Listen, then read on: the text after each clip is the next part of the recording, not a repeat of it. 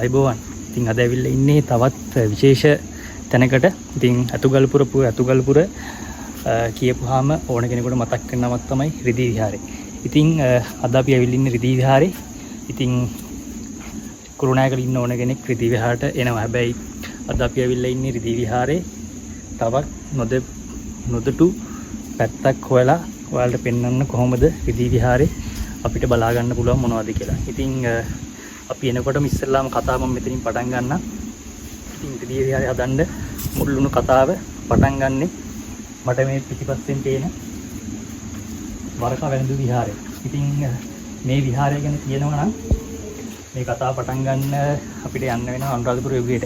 ඉතින් අනුරාධපුර යුගයේ නුවර කලාවේ ඉඳලා මලේ රටට ගැල් කණ්ඩායමක් ඇවිල්ලා දෙන්න. ඉතින් ওই ගැල් කණ්ඩායම වෙනකොට ඒ ගැල් කණ්ඩායම ආපු හරක් වගේක් ඒ ගල්කරුවෝ මේ අසල කොහරි විවේක ගන්න නතර කරලා තියෙනවා. ඉතින් ඒ නතර කරපු වෙලාවක එක් හරක් දෙන්නෙක් නැති වෙලා දෙන්න. ඉතින් ඒ හරක් දෙන්න හොයාගෙන ගල්කරුවෝ ඇවිල්ලා තියෙනවා මේ හරියට. ඉතින් එනකොට මේ හරිය හිටපු වරක ගහක් මේ හරිය පිටලා දෙන්න. ඉතින් ඒ වරකා ගෙඩිය කඩාගෙන ඒ කට්ටිය කන්න ලෑස්ති වෙනකොට රහතන් වහන්සේ නමක් වැඩලා තියෙනවා මේ ස්ථානෙට. ඉතින් ඒ රහතන් වහන්සේට වරකා කෑල්ලෙන් වරකා පුදලා ඒ කට්ටිය යන දිශාව අහලා තියෙනවා ඒ රහතන් වහන්සේ නමගෙන්. ඉතින් ඒ දිශාව මොකක්ද කියලා පෙන්වද්දී ඒ රහතන් වහන්සේ පෙන්ලා තියෙන්නේ අපේ මහා විහාරයේ දිශාව.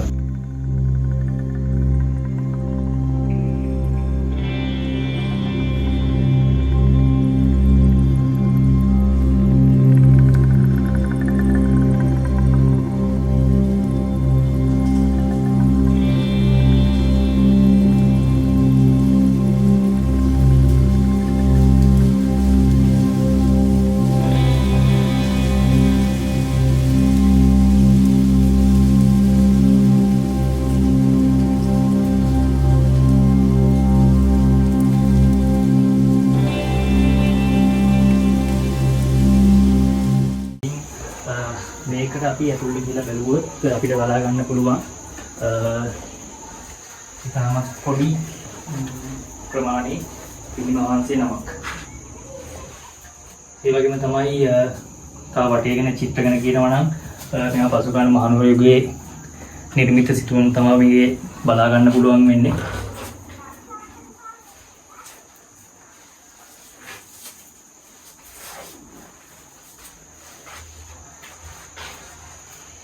ඉතින් පිළිම වහන්සේ නමකින් අපි කුටියෙන් එළියට එනකොට අපිට බලා ගන්න පුළුවන් වරක නැට්ට.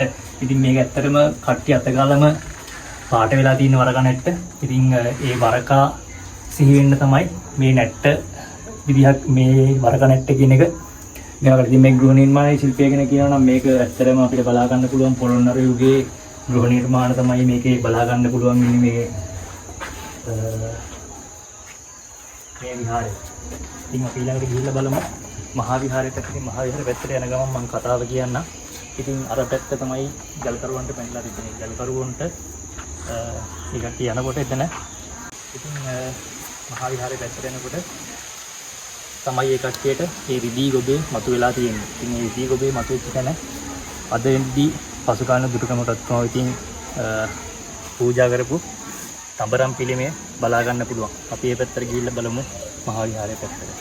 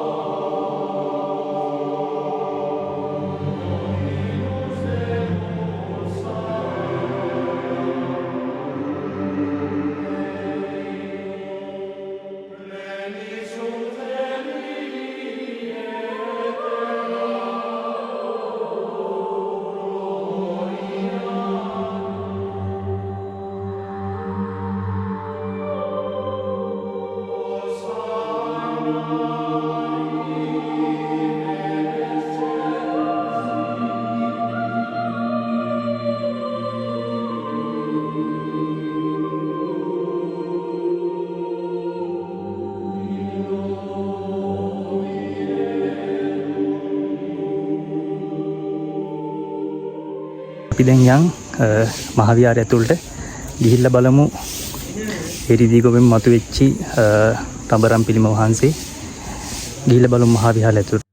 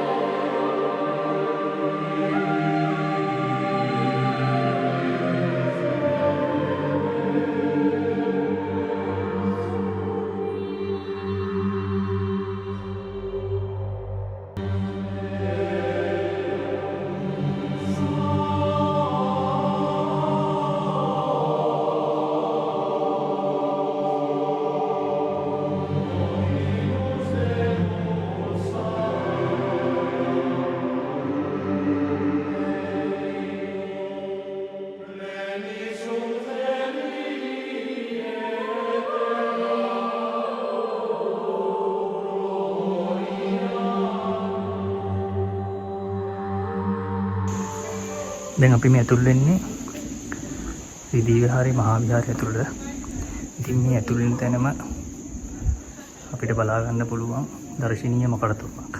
ඉතින් මේ මකර තොරණේ අපිට බලා ගන්න පුළුවන් මකරා. ඉතින් මකරා කියන්නේ ඇත්තටම මනස්කල්පී ශක්තියත් ඔයාලට බලා ගන්න පුළුවන්. මෙතන මකරාගේ හොඬ වැල තියෙනවා. කියන්නේ මකරා කියන සත්වයාට සත්තු 7 දිනක් තමයි ඇතුළත් කරලා තියෙන්නේ. ඒකෙනුත් ශක්තිමත්ම සත්තු 7 දිනක්. ඉතින් හොඬ වැල තියෙනවා. ඒ කියන්නේ හොඬ වැල නිරූපණය කරන්නේ අලියෙක්. නැත්නම් ඇතෙක් වෙන්න පුළුවන්. ඒ ශක්තිමත්ම කට තියෙන සත්වයා තමයි කිඹුලා. ඉතින් කිඹුල් කටක් තියෙන. ඒ වගේම ඇස උකුස් විසක් තමයි තියලා පෙන්눔 කරලා තියෙන්නේ. ඉතින් උකුස් වැතින් කියවෙන්නේ හොඳට මැස් පේන්නේ උකුස්සට. ඒ වගේම කන ඇවිල්ලා මී කනක් තියෙන්නේ. හොඳට මැහෙන්නේ මීයට. ඒ වගේම කකුල් දෙක බලා ගන්න පුළුවන් ශක්තිමත්ම පාද දෙකක් තිබිලා තියෙන්නේ සිංහයාට. ඒ වගේම කොරපොතු සහ මොනර බිලක් තමයි තියෙන්නේ. ඉතින් මේ සත්තු 7 දෙනාගෙන් තමයි මේ මකර තොරණ නිර්මාණය කරලා තියෙන්නේ. ඉතින් මේ තියෙන්නේ ඒ රිදී ගොබේ මතුවෙච්ච තැන පසු කාලීන දුටුගැමුණු රජතුමා විසින්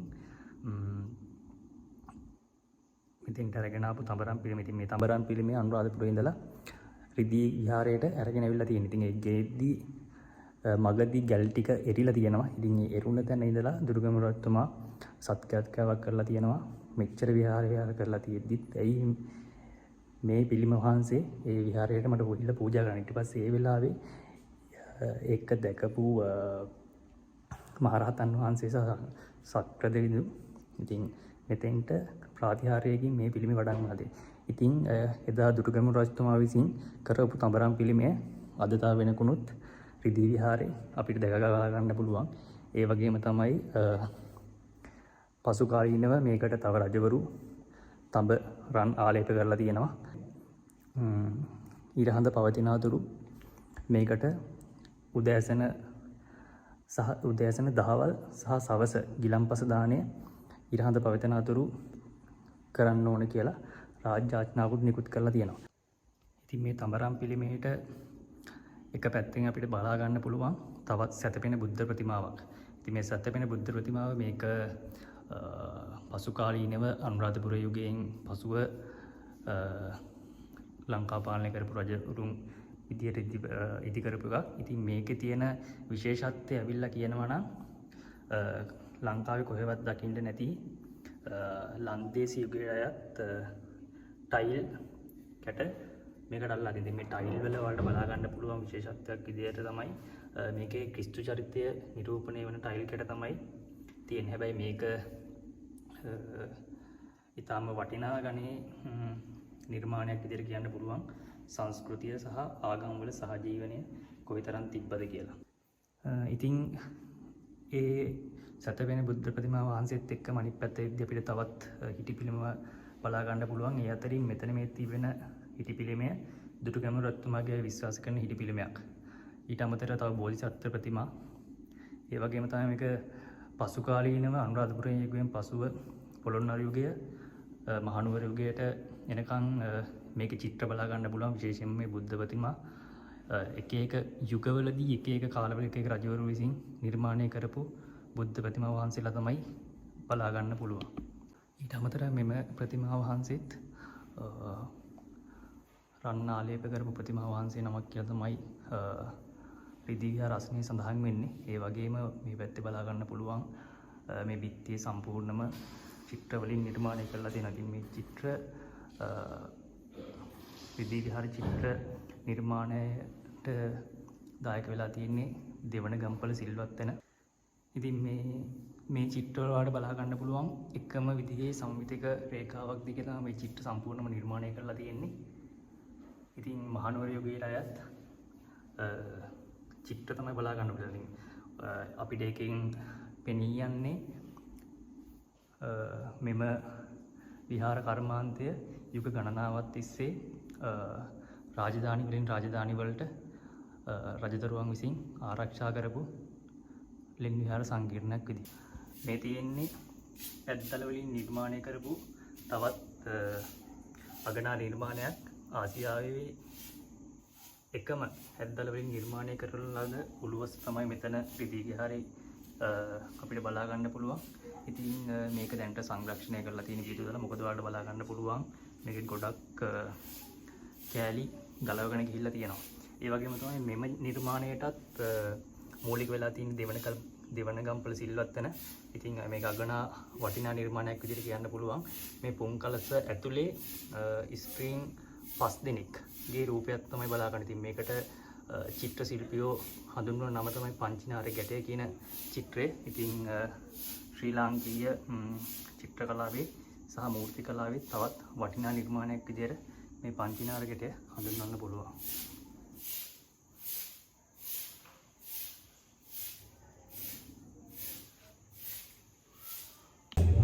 මහා විහාරයෙන් තවත් විහාරයකට තමයි යන්නේ. ඉතින් මෙතනින් තවත් උඩ මළුවේ තියෙන විහාරයකට අපිට යන්න පුළුවන්. ගිහිල්ලා බලමු.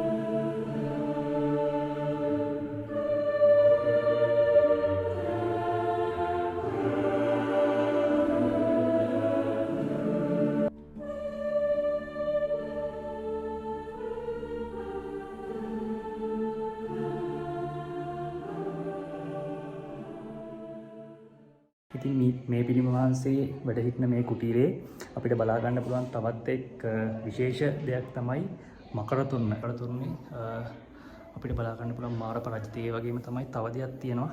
ඉතින් මෙහෙම හැරලා එද්දි තවත් අපේ මූර්ති කලාවේ වටිනා නිර්මාණයක් වෙන වෘෂභ කුංජරේ කියන රූපේ බලා ගන්න පුළුවන්. ඉතින් මේ රූපේ ඉන්නේ හරකෙක් සහ අලියෙක්. ඉතින් අලියා හරකගේ ඔළුව හපන ආකාරයේ චිත්‍රයක් තමයි බලා ගන්න පුළුවන්. විශේෂ නිර්මාණයක් වෙන නවනාරිකටදී මෙම චිත්‍රය අලියෙක් තමයි නිරූපණය වෙන්නේ. නමුත් ස්ක්‍රීන් 9 දෙනෙක් විසින් යොදාගෙන තමයි මේ නිර්මාණය කරලා තියෙන්නේ.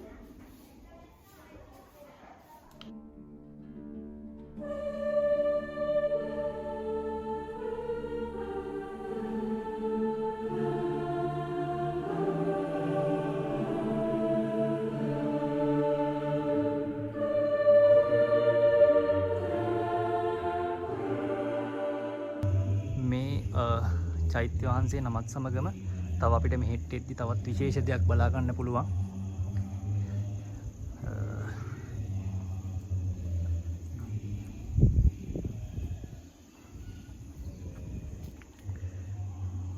ඉතින් මෙතන අර පරිස්සමින් යන්න ඕනේ. මොකද කියනවා නම් ඔයාලට බලා ගන්න පුළුවන් බඹර වද පිහිටුවලා තියෙනවා. ඉතින්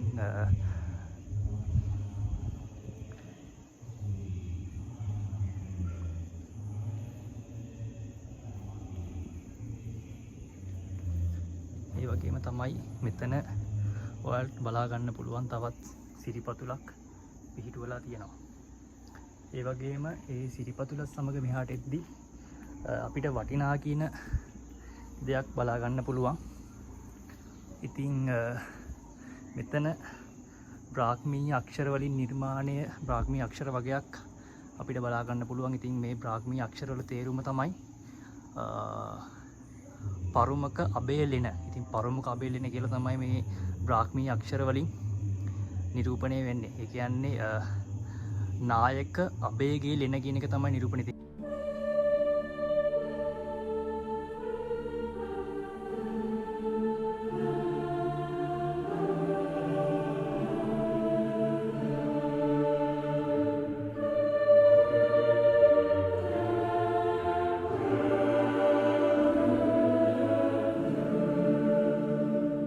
විහාරේ තවත් චෛත්‍ය මහන්සිය නමක් වැඩ ඉන්නවා. ඉතින් පහංගල පැත්තට යනවා නම් ඒ පැත්තෙන් තමයි ඒ යන පාරේ තමයි ඒ චෛත්‍ය වහන්සිය නම ඉන්නේ. ගිහිල්ලා බලමු මොන වගේද කියලා ඒ පැත්ත.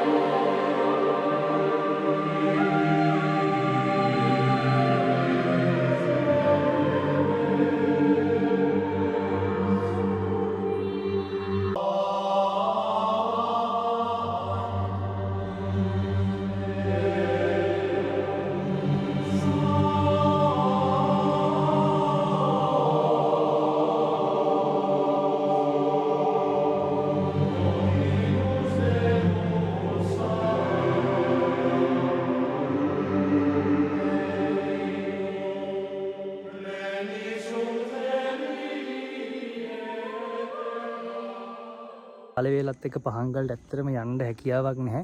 මොකද කියනවා නම් මම ගමන ගෙදරින් පටන් ගත්තේ හවස් වෙලා.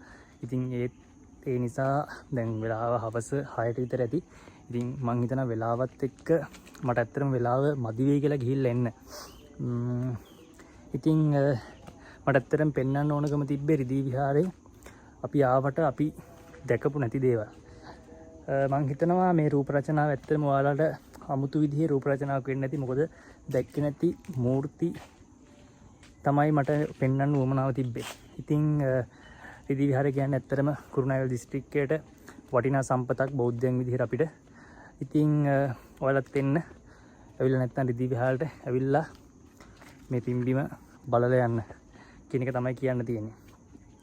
එහෙනම් තවත් මේ වගේ ලස්සන සොඳුරු සංචාරකයන් හම්බ වෙනකන් මම ගිහිල්ලා එන්නම්. එතකන් ජය වේවා. මම පූජිත.